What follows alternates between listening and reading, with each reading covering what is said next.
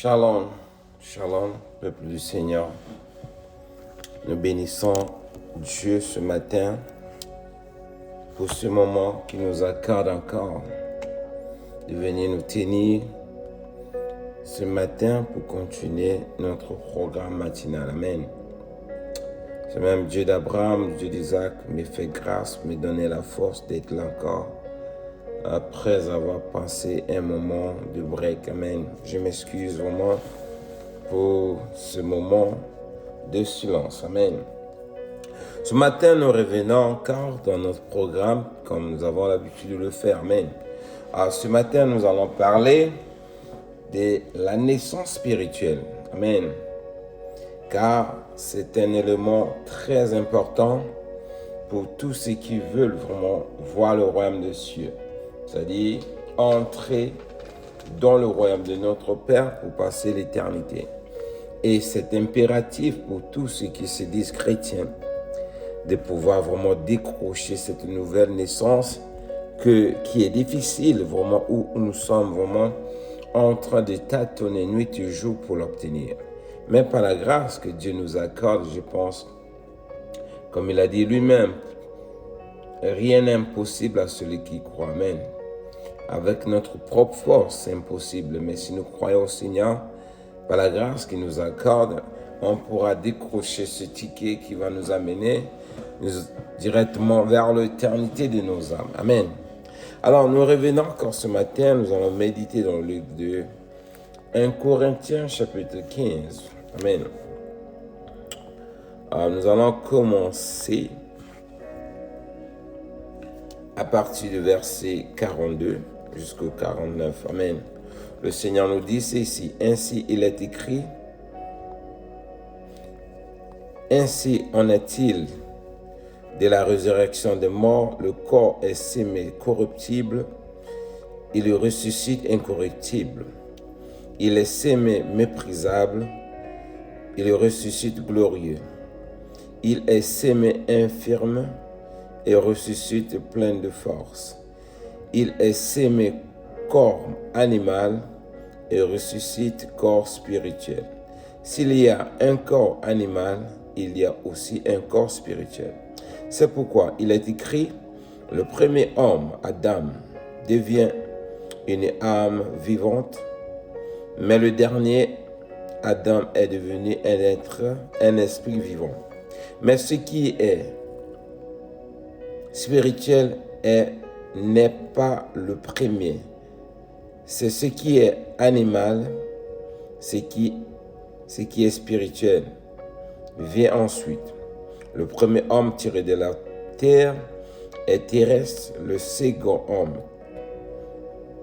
est du ciel. Tel est le terrestre, tel est aussi le terrestre. Tel est le céleste, tels sont aussi les célestes. Et de même que nous avons porté l'image du terrestre, nous porterons aussi l'image céleste. Parole du Seigneur. Amen. Bien-aimés, ici, Dieu est en train de nous montrer quelque chose qui est important au travers le texte que nous venons de partager. Amen. Il nous parle d'abord ainsi, il est écrit de la résurrection des morts. Amen. Le corps qui doit ressusciter, le corps qui est en train d'attendre Jésus-Christ en ce moment, c'est ce corps qui pourra ressusciter en tant que corps spirituel. Amen. Alors, ce corps spirituel, mes bien-aimés, elle doit naître de la nouvelle naissance qui s'obtient par le céleste, c'est-à-dire par le baptême du Saint-Esprit. Parce qu'ici, la parole est en train de nous montrer quelque chose de très important que chacun de nous doit comprendre. En tant que chrétiens, mes bien-aimés, nous ne devons pas nous focaliser avec notre nature terrestre, où les gens ont toujours l'habitude de dire, lui me connaît, je vais lui montrer ce que je suis. C'est-à-dire, tu vas montrer à l'autre ta nature terrestre. Or, cette nature, mes bien-aimés, pour ceux qui sont en Jésus-Christ, ont crucifié cette nature. Or, si cette nature continue à influencer ta vie, tu dois chercher vraiment à t'humilier devant le Seigneur, chercher vraiment la nouvelle naissance qui pourra te permettre d'éliminer cette mentalité en nos cas. Lorsque le corps terrestre continue à dominer sur ton corps, ça veut dire le spirituel n'est pas encore né en toi. Voilà pourquoi on est intimidé toujours par l'influence de nos 5 sens qui nous poussent à agir selon la chair. Amen.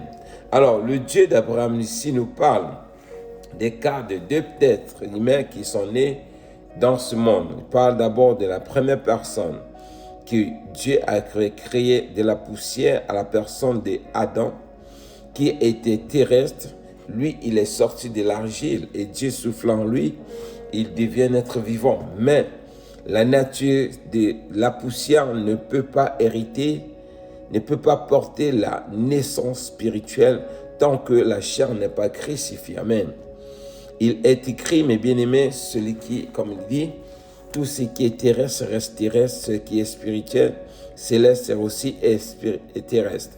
Donc, tu ne peux pas garder la nature terrestre et en même temps la nature spirituelle, la nature céleste et espérer obtenir la vie éternelle. Impossible.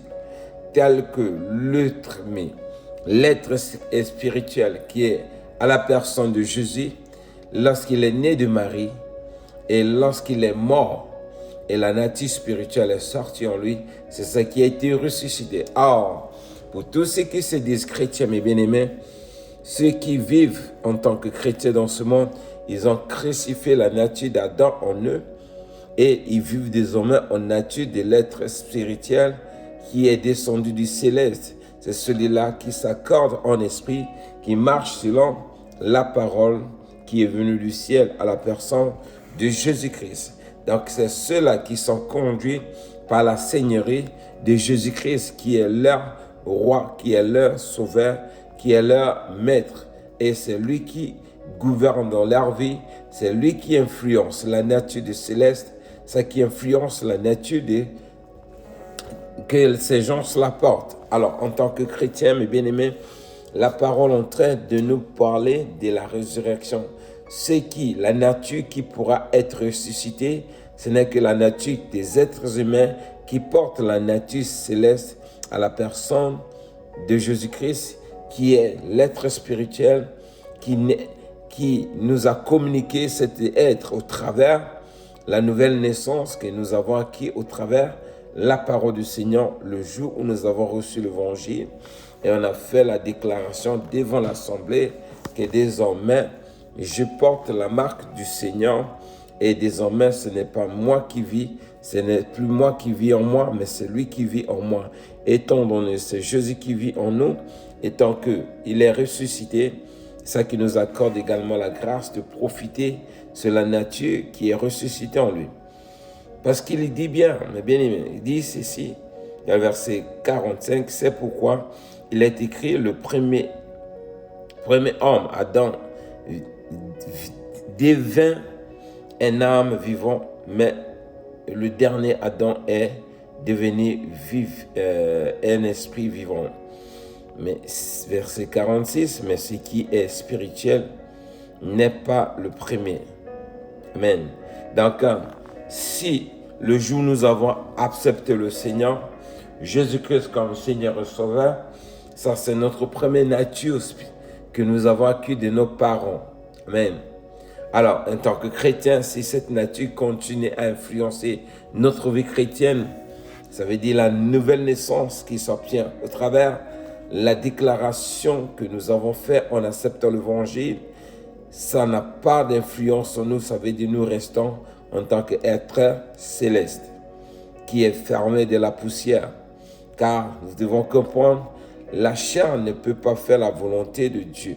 Il faut naître de nouveau de l'eau et de l'esprit et c'est là où nous pourrons être influencés par la nature qui s'obtient en Jésus-Christ. Amen. Donc, c'est vraiment important pour nous de comprendre cela, de chercher vraiment à naître de nouveau parce que c'est très important et c'est obligatoire en tant que chrétiens. Nous qui cherchons à naître, à hériter le royaume des cieux, nous n'avons pas d'excuses. C'est une obligation c'est les recommandations que le Seigneur nous donne si nous voulons vraiment hériter cette promesse qu'il nous a faite au travers de sa parole. Dans le livre, voilà l'élection qui peut nous garantir. En tant que chrétiens, nous devons comprendre. La Bible est le miroir de ceux qui vont, c'est-à-dire c'est ce qui en train de nous flasher l'image de ce qui, la personne qui peut être sauvée. C'est-à-dire on pourra dire le contenu de la personne qui doit être sauvée. Pour voir son caractère, sa manière de marche, on peut voir les sémences du spirituel, du céleste en lui, qui pourra lui garantir que l'Esprit de Dieu en lui, et il a cette assurance qui a été élu selon l'élection de Dieu. Dans le livre de Romains chapitre 8, Romains chapitre 8, verset 29, le Seigneur nous dit ceci également dans sa parole. Car ce qu'il a connu d'avance, il les a aussi prédestinés à être semblables à l'image de son Fils, afin que son Fils fût le premier-né d'entre plusieurs frères. Amen. Alors, mes bien-aimés, ici, Dieu est en train de nous montrer ce qui porte la marque de la sémence de l'être spirituel qui s'acquiert à la foi que nous avons mis en Jésus-Christ. Ici, la parole de Dieu nous montre. Car Dieu qui connaît ceux qu'il a choisis, il les avait déjà prédestinés à être semblables à l'image du Fils, de son Fils. Alors, un chrétien qui porte la sémence du élect, il peut déjà espérer par la foi qu'il met à la parole de Dieu que la manière dont il vit sa vie chrétienne, il a l'assurance qu'il marche sur les traits de ceux qui ont été destinés à être semblables à l'image de son Fils, c'est-à-dire à l'image de Jésus-Christ. Car Dieu a permis à ce qu'il soit comme derrière Jésus-Christ et Jésus est la tête. Et c'est ça qui nous donne l'assurance que nous sommes sur les traits que du chemin que Jésus a tracé, nous sommes en train de le suivre. Pourquoi? Parce que la sémence terrestre n'est plus en vue, c'est-à-dire n'influence plus la vie de ces gens-là. Pourquoi? Parce qu'ils ont été choisis par Dieu.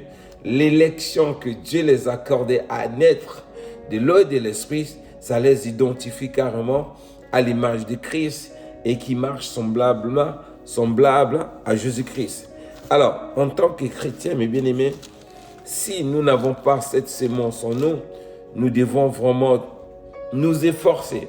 Parce qu'ici, mes bien-aimés, on ne joue pas. Ce n'est pas comme la loterie pour dire je vais essayer. Si je peux gagner, je passe mon test pour hériter à la vie éternelle.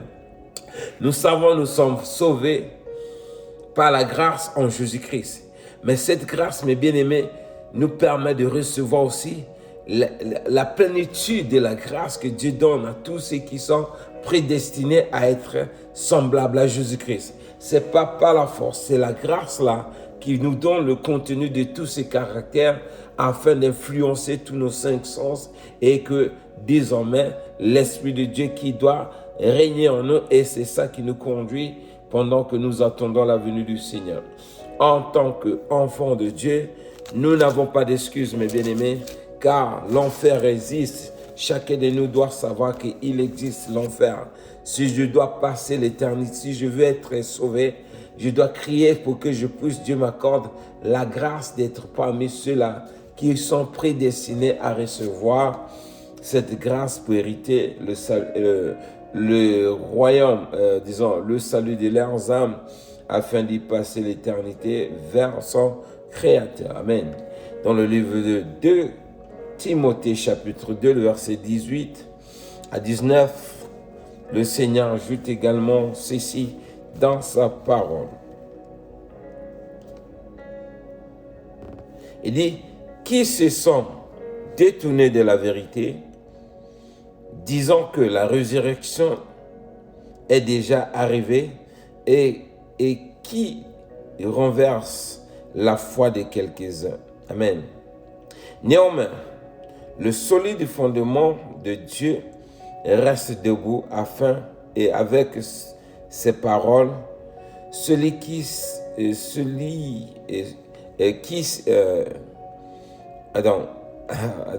il dit, néanmoins, le solide fondement de Dieu reste debout avec ses paroles qui lui servent de sceau.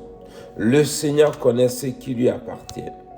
Et quiconque prononce le nom du Seigneur, qu'il s'éloigne de l'iniquité. Amen. Voici ici, mes bien-aimés, le verset 19 de 2 Timothée chapitre 2, en train de nous montrer la sémence que le Fils de Dieu, c'est-à-dire ceux qui sont semblables à Jésus-Christ, portent. Parce qu'ils portent la marque, il dit le fondement solide qu'ils portent en Dieu. Amen.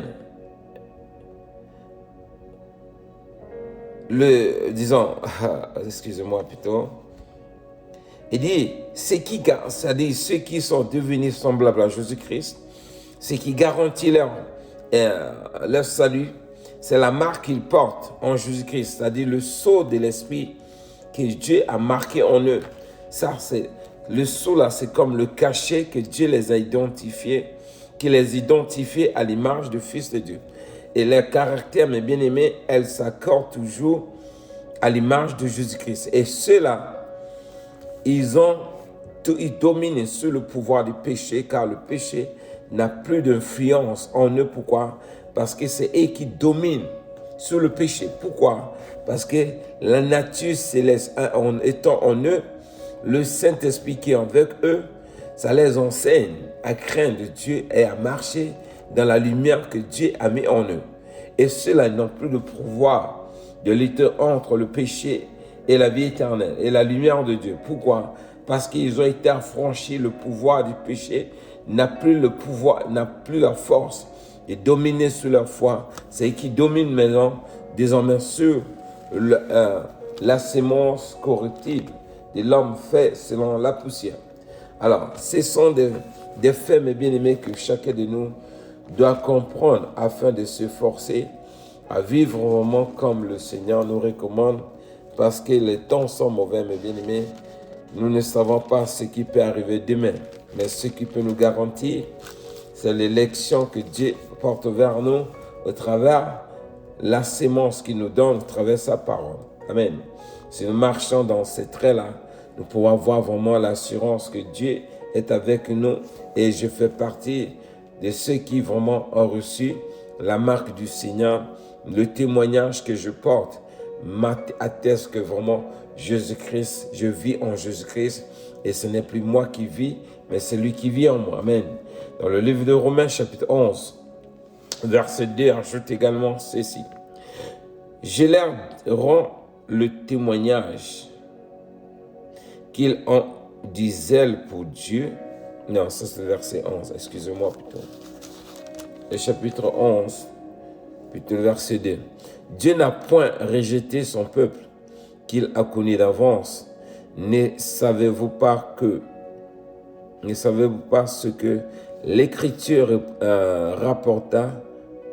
rapporte d'Élie, comment il adresse à Dieu cette plainte contre Israël. Seigneur, ils ont tué tes prophètes, ils ont renversé tes autels, je suis resté moi seul, et ils cherchent à m'ôter la vie. Mais quelle réponse Dieu lui fait-il? Je me suis réservé 7000 hommes qui n'ont point fléchi le genou devant Baal. De même aussi, dans le temps présent, il y a un reste selon l'élection de la grâce. Parole du Seigneur. Ici, mes bien-aimés, le Seigneur est en train de nous parler. Ici, il y avait Élie qui était confronté au prophète Baal. Ils ont tué deux autres prophètes, ils ont renversé les autels de Dieu et cherchaient aussi à ôter la vie à Élie. Et voilà, Élie a cherché à se laisser réfugier, où Dieu l'a mené d'aller se cacher loin où les robots le nourrissaient. Et voici la déclaration qu'il avait, tenue envers Dieu. Dieu lui dit, et Dieu l'a répondu, écoute, Je sais qu'ils cherchent à t'ôter la vie, mais moi, je vais te dire, je connais, hein, je n'ai pas rejeté le peuple. Parmi ceux-là, même ils sont en train de tuer les prophètes, ils ont en train de tuer mes serviteurs, mais du moins, je me suis réservé certains hommes. Ceux-là, ils ne vont pas fléchir les genoux devant les dieux de Baal. Ils vont tenir ferme. Et pourquoi? Parce que je les ai déjà choisis. Ils sont prédestinés selon mon élection de la grâce. Alors, c'est pour dire, mes bien-aimés, notre conduite devant certaines circonstances, lorsque nous sommes au croisement du chemin entre choisir, servir Dieu, soit renoncer. Mais bien aimés, si nous avons la sémence de la grâce en nous, ça nous donne carrément la capacité de renoncer à n'importe quoi, tout ce qui peut arriver, mais d'accepter, c'est-à-dire de subir le coup, quel que soit le prix qu'il va payer. Si c'est pour perdre notre vie, nous sommes capables de l'accepter. Pourquoi? Parce que nous portons la marque de l'élection de Dieu en nous. Cette élection nous rassure, bien que si quelque chose m'arrivait, je quittais ce monde, je n'ai rien à gagner, ça serait un guerre pour moi. Pourquoi? Ça sera pour hériter le royaume dont je suis en train d'attendre de profonde terre. Donc, c'est pour dire, lorsque nous sommes au croisement du chemin, comme je l'ai dit, il y a des circonstances lorsque ça arrive. Le témoignage que nous portons en Jésus-Christ va nous permettre de miroiter notre foi en fonction des décisions que nous pourrons prendre.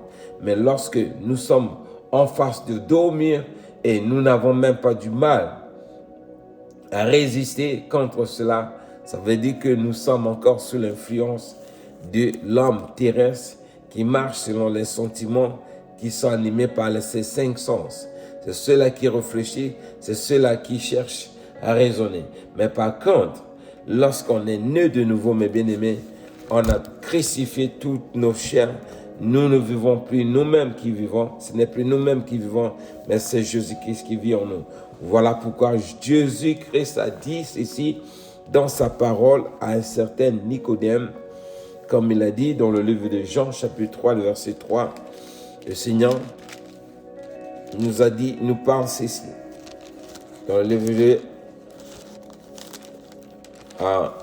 Jean, chapitre 3, le verset 3, 8. Il dit, Jésus lui répondit, en vérité, je te le dis, si un homme n'est né de nouveau, il ne peut voir le royaume de Dieu. Amen. Donc, mes bien-aimés, la nouvelle naissance, c'est ça, c'est comme notre passeport. En aucun cas, quelqu'un n'a jamais voyagé sans passeport. Tu ne peux pas voyager non plus pour aller au ciel si tu n'as pas acquis la nouvelle naissance. Ça, c'est Jésus-Christ qui parle lui-même à Nicodème. En vérité, je te le dis, si un homme n'est né de l'eau, ne peut voir le royaume des cieux. Nicodème lui dit, comment un homme peut-il naître quand il est vieux? Peut-il rentrer dans le sein de sa mère et naître? Jésus lui répondit, en vérité, je te le dis, si un homme n'est né d'eau et de l'esprit, il ne peut entrer dans le royaume de Dieu. Ce qui est né de la chair est chair, et ce qui est né de l'esprit est esprit. Ne t'étonne pas que je t'ai dit, il faut que vous naissiez de nouveau. Le vent souffle où il veut et tu entends le bruit, mais tu ne sais d'où il vient, ni où il va. Il en est ainsi de tout homme qui est né de l'esprit. Amen. Parole du Seigneur. Alors ici, mes bien-aimés, ce passage est en train de chercher à nous enseigner, à miroiter notre vie afin que nous soyons vraiment à 100% positifs de l'état, le statut de notre salut. Amen.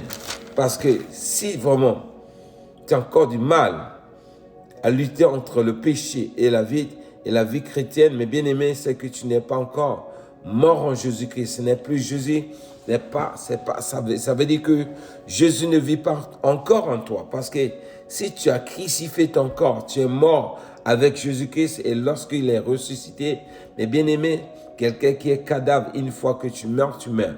En aucun cas, un cadavre qui meurt, on vient le toucher, va dire pourquoi tu me touches. Quand tu vois les 5 sens encore l'influence sur notre être, nous portons encore la marque de l'homme créé selon le terrestre. C'est lui-là, tant qu'il ne meurt pas, mes bien-aimés, sa sémence ne peut pas se cacher. Tu vas beau faire manipuler les choses, elle va toujours réclamer son identité. Par contre, lorsque nous sommes nés de l'eau, l'eau de l'esprit, c'est-à-dire nés de la parole de Dieu et du Saint-Esprit, mais bien aimé, il n'y a pas de doute. On peut voir le témoignage qui va s'afficher dans nos conduites, dans nos décisions, dans nos déclarations et dans notre comportement. Pourquoi nous marcherons directement dans la justice de Dieu. Pourquoi? Parce que, comme la parole de Dieu dit, on entend le vent, on ne sait d'où il vient, mais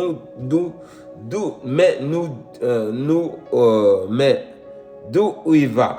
Pourquoi? Parce qu'on entend le vent qui souffle. On voit ça va dans telle direction, mais on ne sait pas où ça va. Celui qui est né de l'eau de l'esprit, celui qui est gouverné par la sémence incorruptible, la sémence céleste, mais bien aimé, il est guidé par la volonté de Dieu. C'est-à-dire, lui, il est là où Dieu veut qu'il va, c'est là-bas il va. Là où Dieu dit, tu restes là, il reste là. Il ne bouge pas tant que Dieu n'a pas donné le signal. Il ne décide pas dans tous ses propos de lui-même. Il n'était pas influencé par le convoitise de ce siècle. Il n'est pas dirigé ni par les sentiments d'indie. Il entend ce que Dieu lui parle et il écoute la voix de Dieu par son cœur. Pourquoi? Les yeux de son cœur sont éliminés par le Saint-Esprit. C'est de cette manière qu'il marche dans ce monde. Alors, c'est ce que nous devons obtenir, mes bien-aimés, si nous voulons garantir l'élection du salut de nos âmes. Mais tant que cette sémence n'est pas encore nous, nous risquerons, mes bien-aimés, d'être ceux-là qui aura, le Seigneur dit, où il y aura des grincements de dents, il y aura des pleurs et des lamentations pour voir ceux qui vont rater l'élection de leur salut. Donc, efforçons-nous, mes bien-aimés.